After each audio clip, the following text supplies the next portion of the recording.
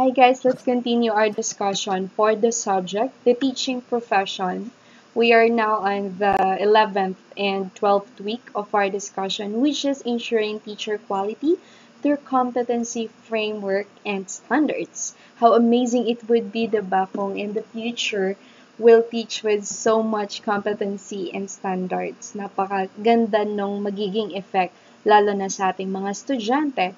And I have here a quotation from Stephen Covey, who is one of my favorite authors, and he is really a great one din sa pagsusulat, lalo na sa topic about leadership. And we as future teachers, we are expected or meron talagang demands ng society that we will become a leader, diba? According to him, effective leadership is the only competitive advantage that will endure. That's because leadership has two sides. We have what a person is, which is the character, and what a person does, which is competence. Now, I really wanted to talk about this, yung two sides na to, since it's just part of the coin. Baliktaran tong competence tsaka ang character. Ba't kailangan magsasama talaga tong dalawang to? And that will result into a great leadership, sabi nga ni Stephen Covey. And it's a great one then na kasama din to sa topic natin sa teaching profession, since we discuss yung sa first module, second modules na about sa characters or yung mga attributes ng teacher, diba? Now we're done with it. We'll talk about dito naman sa competence. Bakit kailangan bang magsama yung dalawang yan? There's actually a research that was made na most of the patients daw, in terms daw sa pagbibigay ng kaso dun sa mga doctors nila, ang mga doctors na magagaling, they are competent enough in doing their job, pero wala silang character. Tapos, yung sa isang doctor din, na hindi naman ganun kagalingan, but they have this type of character that they work with such care dun sa mga pasyente nila. Now, the question is, sino yung palaging nakakasuhan?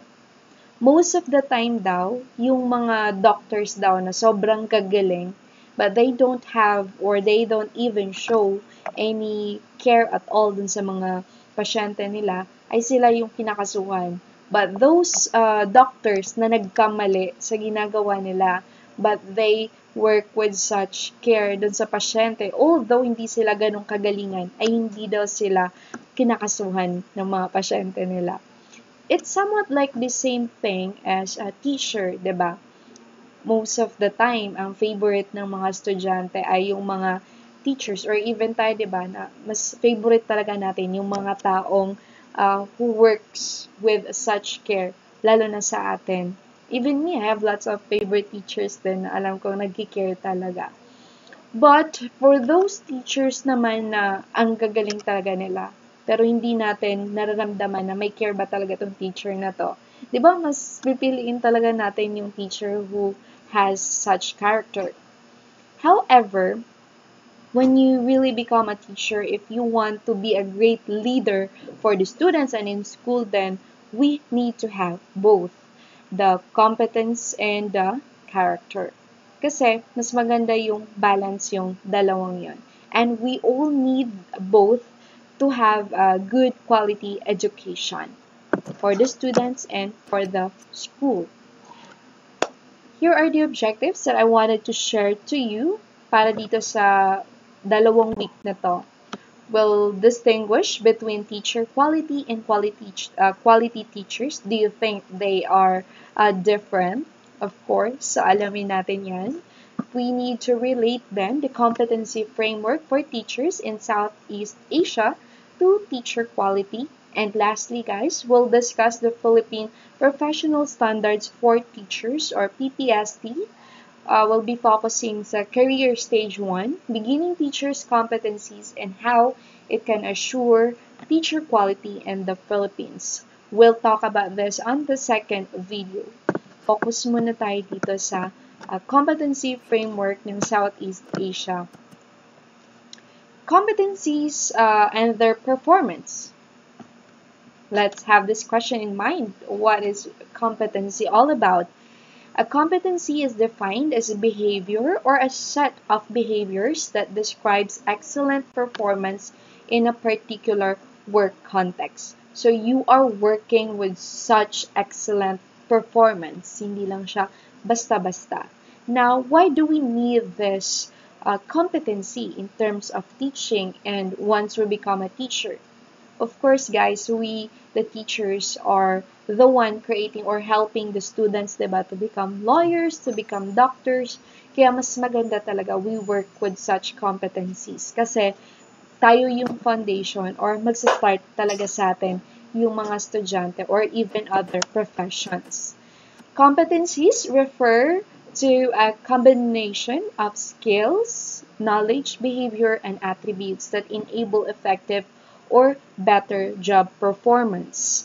Ganun ka ganda kung meron kang competencies. It's not just you are working with the mind, dapat meron kang skills, meron kang behavior and attributes. Hindi lang nasa mind lang natin kung yung kaalaman natin. We need to execute it on how we perform. Kasi hindi lang naman sa, 'di ba? Minsan, makikita mo yung galing ng isang tao by just knowing their performance. Hindi mo naman kailangang tingnan yung cards nila kung, uy, magaling kayong bata to, mataas yung grade. Hindi naman ganun, 'di ba? We will know how great or competent a person is through their skills, hindi lang sa knowledge. So, isang kabuuan yung nakikita natin in terms of competencies. And with teaching as a complex job, a teacher uses a combination of competencies to deal with the changing education context. Of course, guys, change is the only permanent in this world. Hindi natin mapipigilan yan. Even sa education, ay kailangan nating magkaroon talaga ng changes. Since we are working in this highly competitive world, kailangan natin makipagsabayan to other countries para mas mag-improve. Kasi gano'n naman talaga yung ekonomiya, 'di ba? Di naman pwedeng pabayaan na lang natin yung sa education na part na hindi magiging successful. It should be developed also. Tapos dapat nag-i-improve ka. In that way, we are innovative enough in doing our job, lalo na sa education na field. Since performance competence, pag sinabi kasi natin yan, it's the ability to perform tasks, to produce outputs, to stakeholder requirements. It's not just for the parents na kailangan na may mga requirements sila or expected outcomes sa mga estudyante nila. Lalo na dun sa mga parents na pinapaaral talaga yung mga anak nila sa private school. They are expecting na mas maganda yung performance ng bata, 'di ba? And it's just the same thing as once you become a teacher, there are lots of expectations from us na kailangan natin ma-meet yung requirements. Even sa, 'di ba, nationwide, may mga standards na dapat tayong sinusunod. And this standard na pag-aaralan natin about competencies ay ginawa ng mga eksperto na pwede nating maging reference on how to become competent enough in the future. We have the Southeast Asia Teachers Competency Framework. Para saan to at kailangan ba talaga nating malaman? Southeast Asia or CTCF is a set of skills, knowledge, behaviors, and attributes which the 11 ministries of education have agreed that teachers in their respective countries need to have. Imagine that one, guys. Hindi lang isang ministry or dalawa. There are 11 ministries of education. Ibig sabihin, pinag-aralan talaga nila or it took them so much time para ma-create yung competency framework na to para masunod ng different countries, lalo na dito sa bansang Pilipinas. It consists of 4 essential competencies identified by key high officials from the 11 ministries of education as well as experts in teacher education from 11 countries. The objective of CTCF is to serve as a guide for use in teacher professional development towards realizing the 21st century skills and practices within the context that is regionally appropriate and in line with global best practices. So it's not just locally or national. It should be, it's about global best practices para mas magiging competitive tayo. Lalo sa mga product natin ng mga estudyante, di ba? In the future, kung makapagtrabaho sila, they could apply to other countries kasi sinusunod sa education natin. Kasi nga, di ba, tayo yung foundation ng ating mga estudyante. Here are the definition ng essential competencies. There are 4 competencies. The first one is know and understand what I teach. So, kung ano ba talagang ituturo natin as a teacher para mas maganda yung effect or matataas yung grade ng mga estudyante natin at para makapasa sila sa mga standardized tests like National Achievement Tests. Kung makita yung mga competence or kagalingan ng mga estudyante kung meron talaga sila natutunan, and help my students learn. Of course, that's really a good thing na naging part na tayo ng 21st century type of education kasi yung mga students natin, they're very competitive enough and they could easily search or learn so much more by just searching on the internet. So we as a teachers, we are not the dispenser or the giver of knowledge sa lahat na lang, but we are here to facilitate the learning of our students. And the third one is to engage the community. Pinag-aralan natin sa teaching profession na dapat talaga maging part ang isang teacher sa isang community at paano natin ini-engage yung sarili natin and also the students and how to become a better teacher every day. Parang ano to, di ba? That's the spirit of becoming a teacher every day. You have to become better. And, pero of course, you will not be a better teacher without becoming a best version of yourself, di ba? Of course, we have lots of issues or challenges na inaatupag din sa buhay. But this is a great one then na matutunan natin on how we'll become a better teacher every day. Lalo na pag routine na yung ginagawa natin sa pagtuturo. But we have our different students naman and that's the challenge. Now we'll study about it and how are we going to become a better teacher and even me, how to be a better teacher every day. So this type of lesson will serve such a reminder for me also. Let's start with the first essential, guys. Knowing and understanding what to teach. Ano ba ibig sabihin nito? It's the ability of teacher to deepen and broaden their knowledge on what to teach, understand education trends, policies, and curricula, and be updated on local, national, regional, and global developments. Imagine this one, guys, kung gaano kahalaga talaga na magkakaroon ng development not just nationally, locally, but even regionally and globally para mas maganda talaga yung kalalabasan or yung product ng mga performances ng ating education. And we as a teachers, we are here to support kung ano man yung changes na gustong mangyari ng ating government, lalo na sa field ng education. Kasi it's for our own good to have innovative type of teaching for the students. And ito kasi guys, ang sa apat na to, in order for us to create a joyful learner, joyful in a way na hindi lang masaya na but also they learn something. Learning and teaching process becomes so much enjoyable for them that they learn a lot. And then, it's not just on the knowledge, but even on the skills and the behaviors na pinapakita nila ay nagkakaroon ng changes. Since I always remind my students talaga that there's no such learning at all for sa mga estudyante natin kung there's no change of behavior. Kaya maganda na nakikita natin na merong kaibahan dun sa mga behavior or there's a development in them. Sa apat na to, become a better teacher every day. Let's start with the first one, which is know and understand what I teach.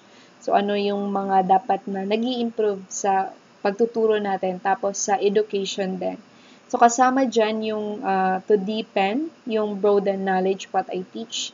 You as future educators, we are not just here to know kung paano magturo, pero kailangan din natin pag-aralan kung ano yung ituturo natin. We need to be expert and master enough in that specific topic para mas maraming matutunan yung mga estudyante natin. And the second one is help my students learn. Kasama dito to know my students, use the most effective teaching and learning strategy, assess and give feedback on how my students learn. That's how they describe in helping the students. Hindi ka lang nagbibigay ng knowledge talaga about helping them, but you are helping them by knowing more about them.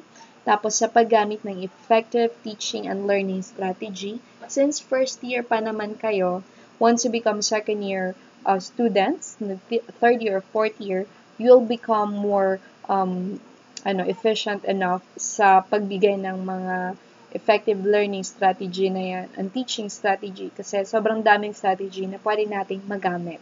And we'll study about this assessment of learning and different topics then, lalo na sa English na topics, sa subject ni English, kasi you will be a future English teachers. And let's talk with the first one muna. Focus muna tayo dito sa what to teach.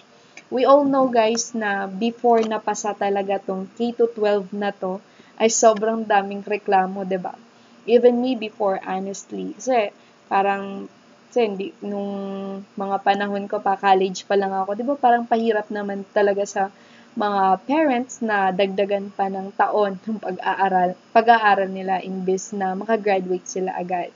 But once I become a teacher, na napag-aralan ko din kung gaano kaganda talaga yung K-12, kasi it's such a great way of improving education. Kasi kung gusto naman talaga natin mag-improve yung ekonomiya ng ating bansa, we need to start dun sa education. Kasi most of the time, before na pag-graduate ka ng college dito sa Pilipinas and you apply for a job sa other countries, hindi ka basta-bastang natatanggap. Kahit ang taas pa ng grade mo dyan or flat 1 pa rin lahat ng nasa TOR mo pag sa ibang bansa. Kasi kulang yung education natin, yung year sa education. Kaya yung iba nag-aaral pa doon para madagdagan yung years ng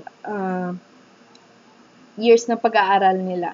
And I even have this, may kilala din ako na masteral, na-graduate na ng masters, tapos naging principal na din. Pero pagdating sa ibang bansa, kasi nga, kulang yung education. Parang hirap nga makapasok doon sa specific school. Kasi they have their own standards and we can't blame them. And kaya, di ba, napasa din tong K-12 curriculum talaga para yung mga students natin will not just be competitive nationwide or locally, but globally. Kasi para mas tumaas at gumanda yung ekonomiya. Here's the benefits ng K-12 curriculum for Filipino students. This is from researches na ginawa dito sa academia.edu. You can read more about it by searching this topic, guys. Kasi pag future educators kayo, dapat marunong tayong i-defend kung bakit maganda yung K-12 or bakit kailangan natin ito for the development ng education sa ating bansa. A recent change in the Philippine educational system was implemented starting noong 2011. President Aquino signed the K-12 education into law in 2013, adding 3 years to the country's basic education curriculum. The new K-12 curriculum guide requires all Filipino students to have 1 year of kindergarten, 6 years na elementary schooling, grades 1 to 6, tapos 4 years of junior high school, grades 7 to 10, and 2 years of senior high school, grades 11 to 12. We all know, guys, that prior to the implementation of the K-12 curriculum guide, the Philippines was one of only 3 countries in the world and the only one in Asia that still had only 10 years in basic education. Mag-isa na lang tayo sa Asia na 10 years lang yung education natin. And this has always been seen as disadvantage for our students who are competing in an increasingly global job market. Lalo na pag sa ibang bansa, di ba? Yung sabi ko kanina, na hirap talaga silang mag-apply. So it's a great thing na kayo, in the future, mag-apply kayo. There will be a great chance that you'll be promoted or easily accepted sa job na ina-applyan nyo kasi you completed or you are a product of the K-12 curriculum, which is the same as the other countries.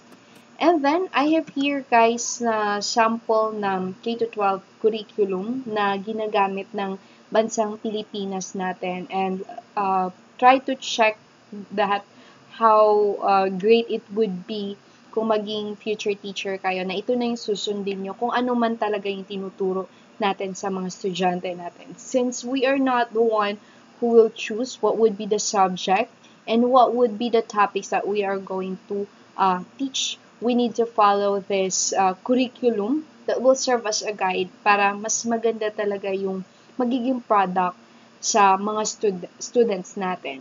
In K-12, guys, they are focusing on the content standards tapos performance standards.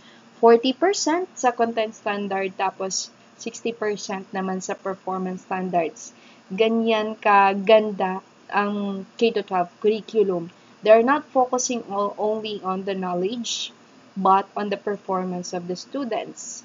Since I'll repeat again, there's no such a thing as learning unless there's a change of behavior to the students or nakikita natin kung ano yung mga ginagawa nila. There's an application on what they know, and then they will keep it kahit sa umuwi man sila sa bahay, meron, nagpapakita nila kung ano yung natutunan nila. It will not just stay on their mind or in their brain, diba? I have here an example, guys. Sa K-12, sa English subject tayo, yung mga competencies nila ay nahahati yan. We have here the first one. Okay, dito muna tayo sa listening comprehension. Meron silang listening comprehension. Next is oral language and fluency. Sobrang daming dinevelop talaga pag sa English. And they also have the vocabulary development. So, will help the students on how to learn more words. Tapos yung reading comprehension nila, writing and composition, the grammar awareness, the attitude, and study skills. So, ilan yun lahat? 1, 2, 3, 4, 5, 6, 7, 8. So, there are 8 na skills na dapat nating ituturo or isi-share sa subject na English natin for the students. And we have here for the listening comprehension, paano natin ituturo or ano ituturo natin. For the content standards, the learner understands that listening is the receptive skill in the oral mode that allows one to comprehend what is heard using one's skills and background knowledge. And then yung performance nila, activate their prior knowledge conceptually related to text and establish a purpose to listening or reading, and be self-aware as they discuss and analyze the text to create new meanings and modify the knowledge. Tapos they will be able to respond to literary text through the appreciation, literary devices, and understanding of story grammar, recalls or locates information from expository text and uses this information for discussion or written production.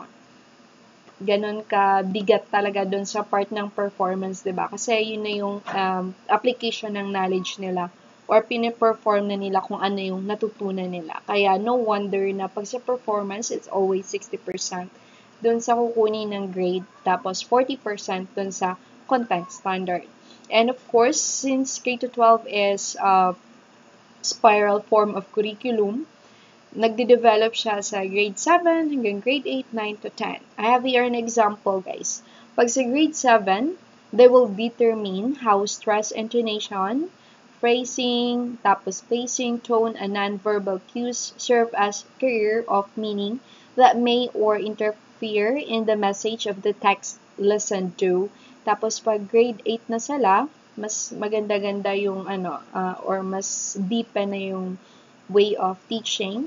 Listens for important points signaled by stress, intonation, phrasing, pacing, tone, and non-verbal cues. So dito, sa una, nagdi-determine pa lang sila.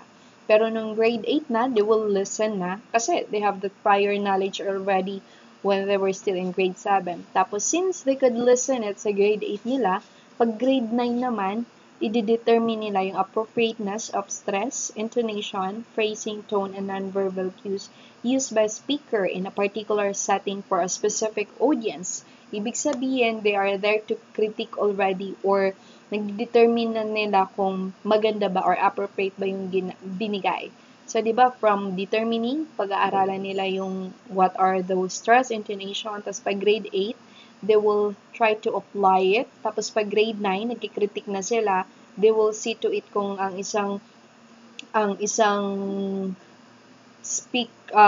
speaker ba ay sinusunod yung mga different intonations tsaka stresses na yun. Tapos pag grade 10 sila, of course, mas mabigat or mas deepen na yung knowledge, examines how spoken communication between and among speakers in specific situation may be repaired for enhanced verbally and non-verbally to suit various functional purposes. So, una, they will start it as a player, tapos, and the last part na, they serve as a coach na. Kasi alam na nila kung ano yung hindi dapat gawin or dapat iwasan. So, they could easily identify what would be the great speech is. Not just one speaker, but lots of speakers already. So, kung napapansin nyo, by the way guys, this curriculum guide was still, it's a version for 2012. There are some of changes na or nag-i-improve na din nowadays since we are on the year 2020 na. Of course, dapat talaga mayroong mga revisions yan.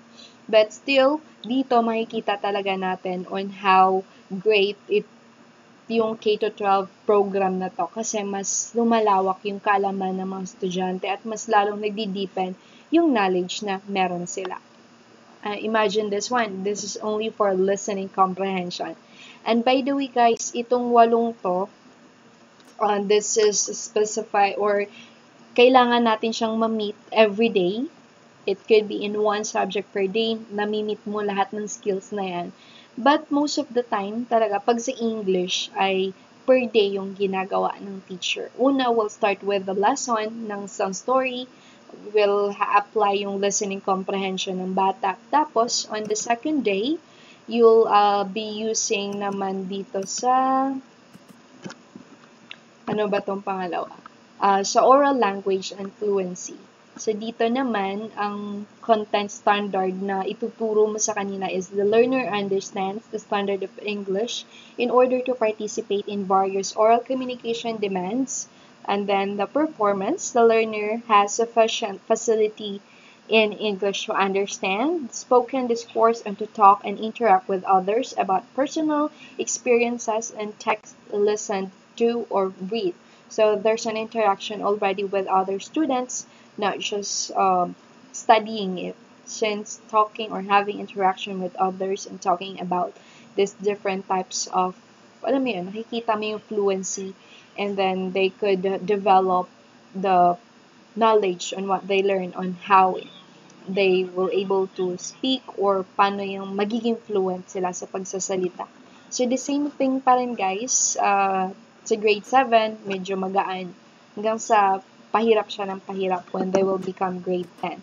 Tapos next, dito sa vocabulary development, nowadays talaga hirap yung mga students in terms of comprehension. That's why we as future teachers, we need to know different strategies and techniques din para may turo yung sa ating mga bata. But the perfect way talaga to develop the vocabulary, especially kayo as a future teachers, is to read more. Read more novels, read more books. Kasi kailangan natin yan in the future. Kasi it's a great way then to teach to our students. And we have the reading comprehension. Ito yung mas marami talaga. Lalo na pag English yung subject, diba? Sobrang daming babasahin ng mga bata. However, guys, since K to 12 ay more on performance or mataas ang kinukuhang grade sa performance, dito mas na-activate nila yung prior knowledge nila and be self-aware as they discuss and analyze text to create the meanings and modify the knowledge. They are not just to read it, but they should be aware and discuss it to other students and even analyze what the story is all about. And then, we have the writing and composition. Most of the time, dito siya sa pinaka-last na part or the last day, di ba, nagsusulat na yung bata or decompose something that they learned from day one na narinig nila sa story they've developed from reading comprehension na binigay ng teachers nila.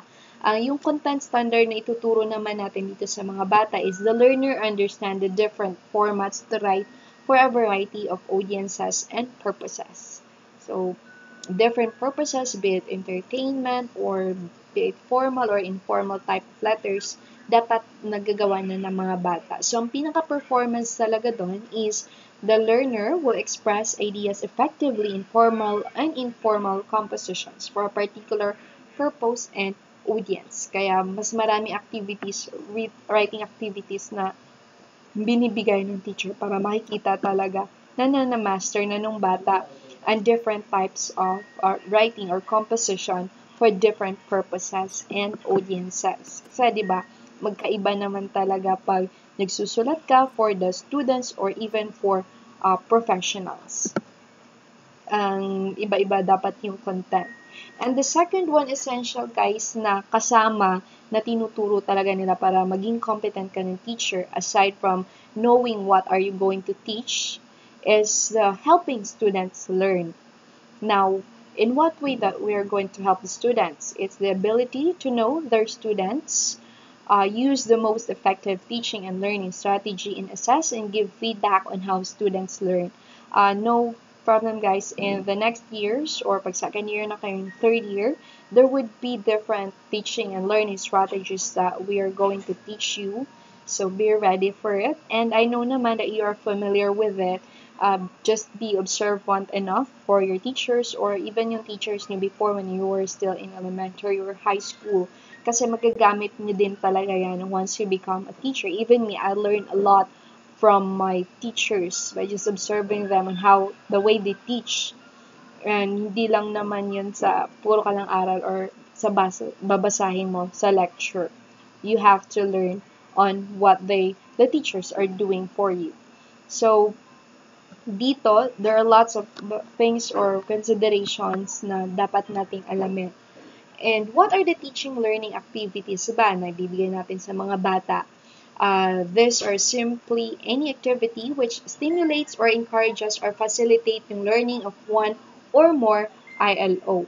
So we have here the active learning. Kung gusto mo ba learning by doing, they learn by doing it. Of course, me, I learn a lot by doing it. And then immersive learning ba? Kasi may iba-iba kasi yung students eh. Mamaya pag-aralan natin yan. Kung ano-ano yung different types of learner. Kaya kung tatanungin ka daw, kung ikaw yung teacher, even during job interviews, na what's the best teaching strategy for you? You will not answer specific answer for that kasi nga, there's no such thing as the greatest strategy or best method of teaching. Kasi depende yun sa bata na tinuturuan mo at kung ano yung topic. Hindi naman pwedeng sasabihin mo na ang best method of teaching are online. How about for those students who are not learning at all, diba? Or ang best way of teaching talaga is through discussion or letting the students do what they are learning. Say, wala talaga yon. We have to consider yung mga different types of our students. And meron din collaborative learning. Kung gusto nila na mas matututo sila if it's by group na yung ginagawa, hindi individually. I have here, guys, kung gaano kahalaga na we need to learn the learning styles. Kasi nga, we are helping the students. We are helping in a way that we are considering yung diversity or kung ano yung katauhan ng ating mga estudyante. Kasi dito sa learning styles, we have this verbal learners, ito yung mga words are your strong point. You prefer to use words both in speech and in writing. Mas gusto mo yung verbal way of learning. Ngayon guys, alamin nyo kung what type of learner are you. Mas mabilis ka ba matuto if you're verbal through words? Kung visual naman, you prefer to use pictures, diagrams, images, and yung understanding to help you learn. Minsan, even me, I'm more on visual talaga. Mas natuto ako pag may nakikita ako. But sometimes, an audio learner, depende yan sa inyo. And we have musical or auditory. Mas naririnig, you prefer using sounds or music. Mas gusto mo na may nagde-discuss ng teacher kaysa yung nagbabasa ka lang. And the physical or kinesthetic, you want to do what you wanted to learn. You use your hands, body, and sense of touch to help you learn. You might act things out. So, mas maganda yung ina-act mo talaga para mas mas maalala mo. And we have here the combination. So, I'm somewhat like in combination of part kasi minsan, depende din talaga yun sa what type of subject or topic yung pinag-aaralan ko. And your learn style is a combination of two or more of these styles. Meron din sa solitary. Sa solitary, you like to work alone. Mas magiging masaya ka kung, mas marami kang tutunan kung mag-isa ka lang or nasa tahimik ka na lugar. And you have the social. There are lots of students nowadays na social that you like to learn new things as part of a group. Explaining or understanding to a group helps you to learn. And minsan dito sa social is somewhat like part of a collaborative type of learning.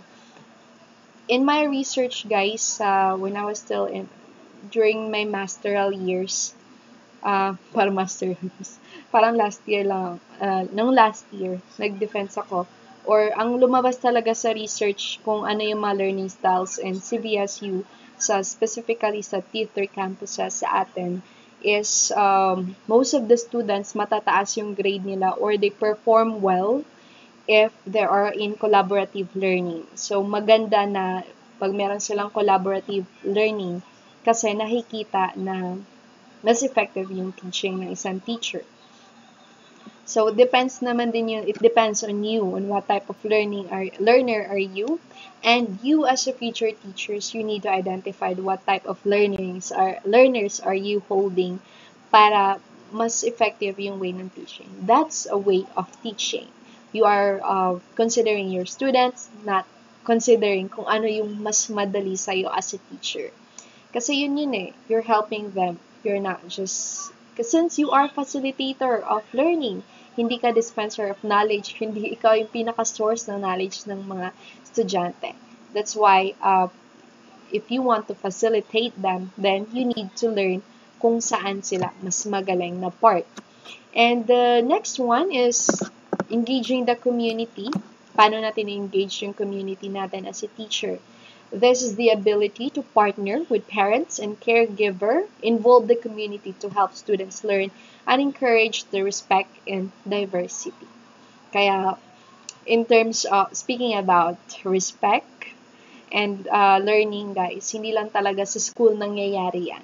Kaya, we need to ask some help from their parents and caregivers, diba, and the community para mas matututo yung bata. Kasi hindi lang naman sa school, kaya minsan, diba, mahirap yung sinisisi yung mga teachers kasi wala daw natutunan yung bata or anong klaseng asal na meron ka, anong tutunan mo sa teacher mo, yan ba yung tinuturo ng teacher mo?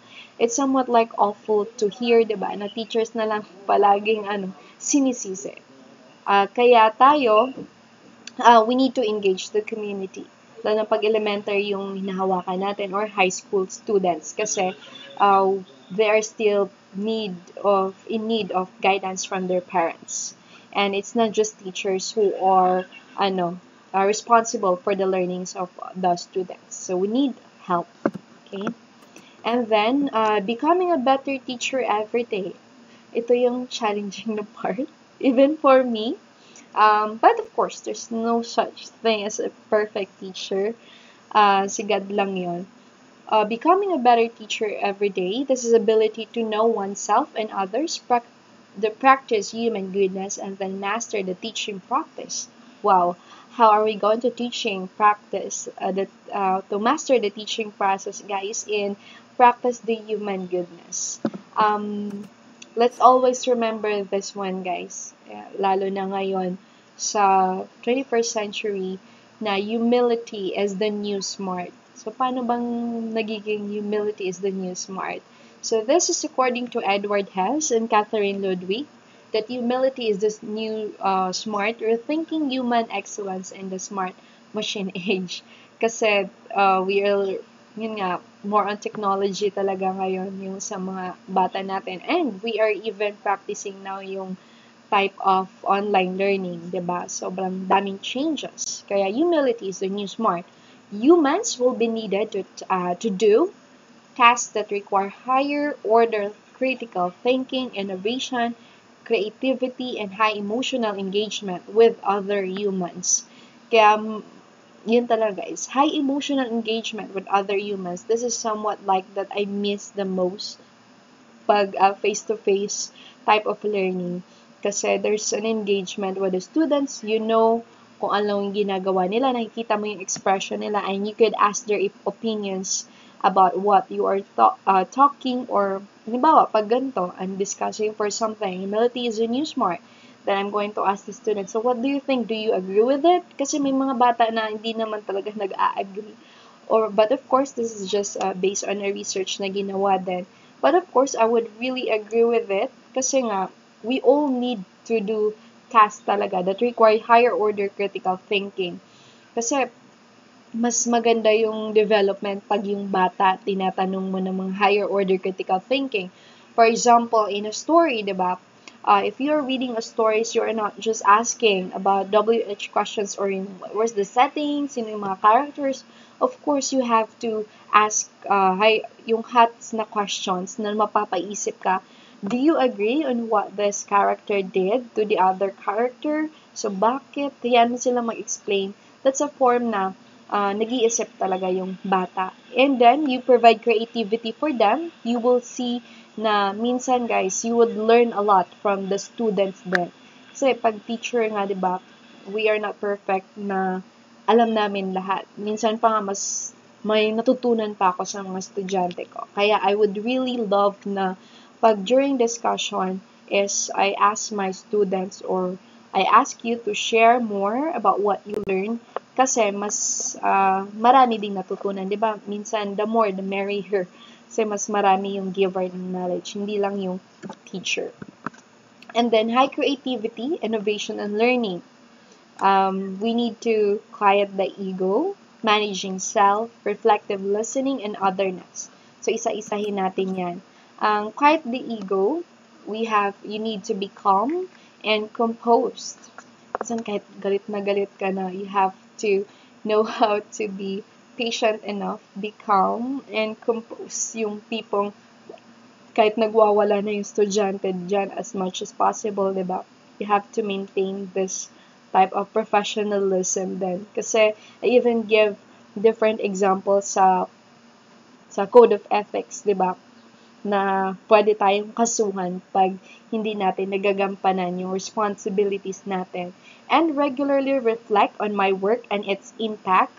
And that's why, guys, when you provide exams talaga sa mga estudyante, even me, that's why I love my students to write their essay or my reflection paper kasi nakikita ko yung kung ano yung naintindihan ng bata or ano yung mga opinions nila. And in that way, you can reflect then, oo nga, no, tama naman. Or siguro, kung minsan, onti lang yung nalalagay na reflection, maybe the student needs to learn a lot more. Tapos, makikilala mo din yung mga students mo on what type of learner are they at kung sino yung magaling sa pagsusulat or are great thinkers with great imaginations. And sometimes then, lalo na sa examination, it's not just for you to grade the students, but for you to check then on the way you teach to them. Minsan ba, hirap bang intindihan yung dinidiscuss mo, or nahihirapan ba sila, or ano kayang dapat na strategy that would be good for them.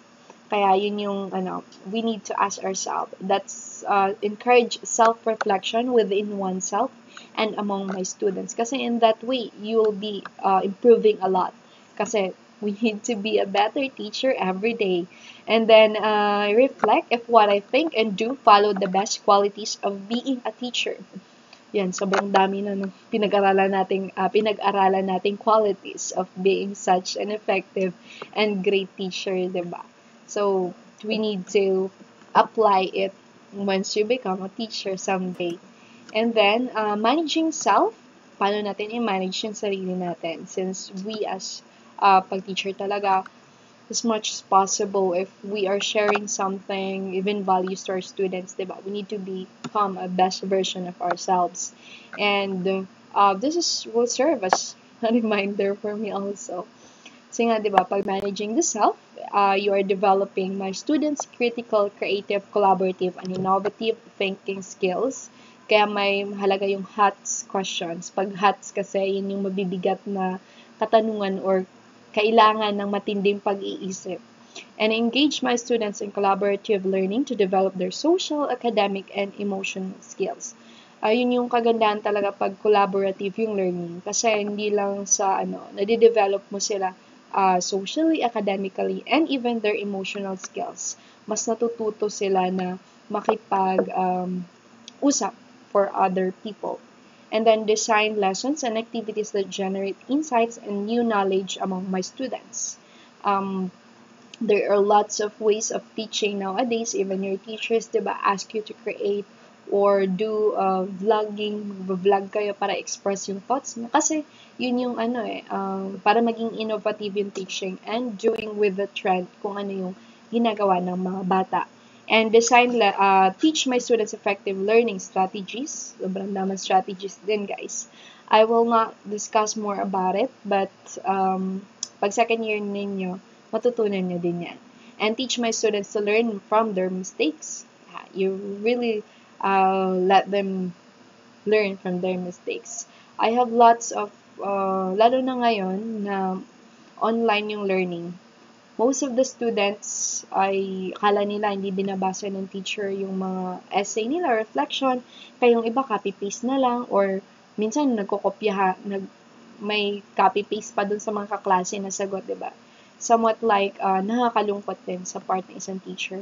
But what I did, you really need, dapat hindi mo talaga ito-tolerate or dapat you have to let them learn from their mistakes. So what I did is talk to them para alam nila yung mga mistakes or kamalian nila. Hindi yung hinahayaan ng isang teacher. Kaya kayo, pag maging future teacher kayo, you have to let your student learn from their mistakes by correcting them. Okay? Of course, dapat properly, hindi yung pinapahiya. Okay? And then, use accurate and updated content in organizing, connecting, and presenting what I teach. Kasi before, a traditional way of teaching, diba, sobrang magsusulat sa board yung teacher, tapos isusulat din ng mga bata. That took them so much time. Pero ngayon, iba na. Dali lang yung way of learning. Minsan nga, by just clicking or sending it on their email or sa Facebook, madali lang nakukuha yung learning ng bata, or by just asking them to watch something dun sa YouTube, mabilis lang nakukuha yung information. And then use current research results to update myself and the subjects that I teach. Kaya as future teachers, we need to be great researchers din, kasi para may improvement palagi dun sa mga way of teaching natin by using yung current research results. Kasi paiba-iba tayo ng estudyante, tandaan natin. And there are different generations din. And managing self, become more aware and responsible for my emotions. So, tayong basta-basta napapadala sa galit. It's just na galit ka sa batang na ibabagsak mo. Of course, you are not basing on that, diba? Kasi sa code of ethics, bawal yan. It's unethical. Since our students need to be graded based on their performance. Hindi dun sa pinakita nilang mistake sa'yo. And then handle and express my emotions thoughtfully and carefully. Exercise social and emotional intelligence and dealing with diversity, kasi iba-iba tayo ng mga estudyante. Merong iba dyan na gusto tayo, meron yung iba na ayaw ng way ng pagtuturo natin. Kasi nga, pinakita ko kanina, there are types of learning styles for students. For them, they could just learn by reading or kung naririnig lang nila or mas gusto nila na may visual or there's something that they could see. And then others naman gusto nila yung combination, may naririnig sila, may nakikita. So nasa sa kanila yon. Kaya we need to identify them on what type of learners are they. And then reflective listening, be open to different perspectives. So minsan I would love na meron din talaga mga advices or students or open kung ano man yung mga situations nila or minsan nahihirapan sila for this type of learning activities. So, we need to listen to them and then learn from others' feedback. Maganda pag sa mga class demonstration talaga na we need to hear feedback from our department chairs or sa mga coordinators kasi they are the one who are considering talaga yung standards na binibigay ng school. Kaya dapat alamin din natin kung ano yung mga feedback na yun and learn from it. Hindi lang natin ipapasok dito sa kabilang tenga tapos lalabas lang doon sa kabilang tenga. We need to be reflective enough on that listening since we are not perfect. And kaya nga 'di ba kasama to sa sikreto kung paano daw maging competent as a teacher. You need to learn to listen. And not just listen but to become a reflective listener. Dapat nag-iisip din tayo kung ano man yung narinig natin. And listen without judgment to concerns of my students and colleagues. It's better talaga na nako-correct kaysa hindi. And then ask reflective questions and encourage reflective listening among my students. Kaya may mga reflective papers, kaya may reflection papers kasi isa yan sa top competence na nakikita na may natutunan yung isang bata. And in that way kasi reflective thinking or reflection, it's a way of you for students to speak or to open up with your teachers on what you are learning. Kaya pag reflection paper, guys, hindi kayo nagka-copy-paste lang ng kung ano yung nakikita nyo sa PowerPoint, ha? You have to provide what you learn, kung ano man yung feedback or kung ano yung reaction mo dun sa nabasa mo or natutunan mo. Is there something that changed in your perceptions? Or do you think you disagree with this type of teaching? I would love to see that in your reflection paper. And then, encourage my students to speak with confidence and ease. Kaya, di ba, I provided an activity din talaga, even if it's online. I wanted to see you yung sa recitation, one by one, or interview.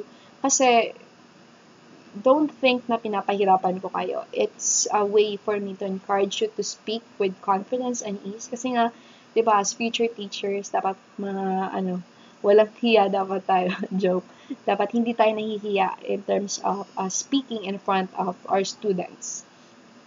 And we have here the awareness, guys. Be actively aware and curious of other people's culture, views, and differences. Yan. May mga bata or magiging estudyante tayo in the future na iba yung paniniwala or iba yung thinking or religion. Huwag natin ipilit, ha? Kung ano yung gusto natin mangyari para sa kanila. Kasi we need to ask questions. Bakit? Bakit ganun? Bawal, ganyan. Or, kasi para ma-enlighten ka din. It's for you to learn and accept that that student as what he or she is. Huwag nating ipilit yung mga bagay na bawal sa kanila lang sa mga cultures nila. And treat others fairly without favoring one over the other. Ayan. Alam natin yung feeling pag may favoritism talaga. And it's somewhat like destructive or it might destroy other students' career or yung mga dreams nila, di ba? Minsan, na nakikita nila na hindi sila, favorite ng teacher nila. Of course, we need to love all the students fairly. And then value what makes my students unique. Yung kanina sa different types of learning styles, may mga bata na iba-iba talaga yung learning. So, you need to accept them and value them on who they are, being their unique self. And then, create learning space where students learn to mutually respect each other. And of course, di ba, minsan, kaya kayo, may iba-ibang klase kayo ng kaklase nyo. Iba-iba sila ng characters. In that way, since you should train yourself then to accept who they are. Kasi, naging future teacher kayo, sobrang dami na ng bata na dapat mong intindihin. And how much more? Habang kayo, estudyante pa, you are already practicing it, accepting the uniqueness of other people or kung ano man yung opinion nila. wag natin ipaglaban masyado. Lalo na sa politics, guys. Sobrang maraming relasyon or pagkakaibigan na nasisira dyan, yung sa politics or religion. Kaya pag magkaibigan kayo hanggat maaari, wag niyong masyadong pagkwentuhan yan. Kasi, yan, mahirap magbigay ng opinions in that way. And then, expand my definition of community to include local, national, regional, and global realities as context of learning. And lastly, guys, encourage my students to speak with confidence and ease. Ayan, ulit yan. You have to speak with confidence. And then, it's a great way then na ipapractice na natin din to. Para in the future, we could easily share our thoughts and our learnings with our students. At para we could easily provide feedback for them. And let's remember, guys, that for this, the CSCT, the 4 essential competencies consist of 12 general competencies. Tapos may 31 enabling competencies and 136 success descriptors. So, the general competencies describe the combination of abilities, the motivations, and traits required to perform effectively. So, you could read it, guys. I'll provide the references that I have. Kung gusto niyo talaga pag-aralan yung kabuuan. Kasi dito, it's just the general na pinag-aaralan lang natin. And then, enabling competencies are set of performance na criteria. Tapos, yung success descriptors naman, it explains the observable behaviors expected of a high-performing teacher. Yan. Mas maganda talaga pag merong high-performing teacher tayo in the future para mas effective yung teaching natin and for the students to learn more, to facilitate them well. So, ito yon for us to become, again, to summarize this topic, for us to create a joyful learner, we need to become a better teacher every day, know and understand what I teach, help my students learn, and engage the community. No problem, guys. Talking about know and understand what I teach, I provided you a sample of on the year 2012 na curriculum, K-12 curriculum guide na ginagamit dito sa Philippines. When you will become a second year students, pag-aralan pa natin ng husto yung about sa curriculum and why is it that we need to consider it. Kasi part to kung maging competitive teacher kayo na teacher. You need to know and understand more what I teach. Okay? So, thank you so much, guys. I hope that you learned something for today. And you are not just going to memorize it, but remember it by heart. Kasi para mas maaalala talaga natin siya hanggang sa magtuturo na tayo in the future. So, I have here the references, guys, and I'll be providing it naman sa module. So, you could check it out and wait for the second part of our discussion, which is about the next one, guys. Ito yon, the Philippine Professional Standard for Teachers. Thank you so much.